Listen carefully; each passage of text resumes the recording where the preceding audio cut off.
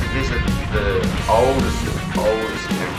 And he's got to be there in 9 days. Yeah, we got to make it there on time. That's right, it's off-road, no tarmac. Definitely a long way to go.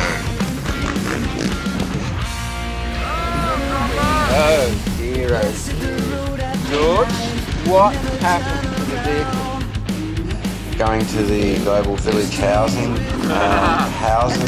This is the Lost Trail to Angkor, and I'm enjoying every minute of it.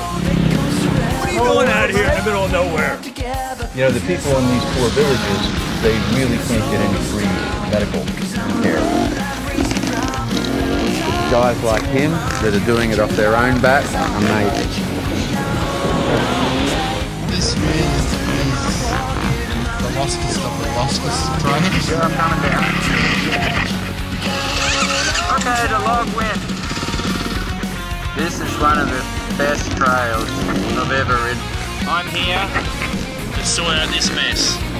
We are going to meet up with an Australian guy that sponsored Global Village Housing Home. Come did a ride here with Cambodia Motorbike Tours last year. Couldn't ride through this country and not do something, you know. It's just, yeah, no. I always said motorbikers have got the biggest hearts. Indeed. Dara said, forget the trail,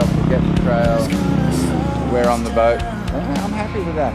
It's a long way to get to the Tonle Sap from where we started, but it's brilliant. Alright, well, I think we gotta go now. Come on, mate, I don't have time. We still have another 50k to go.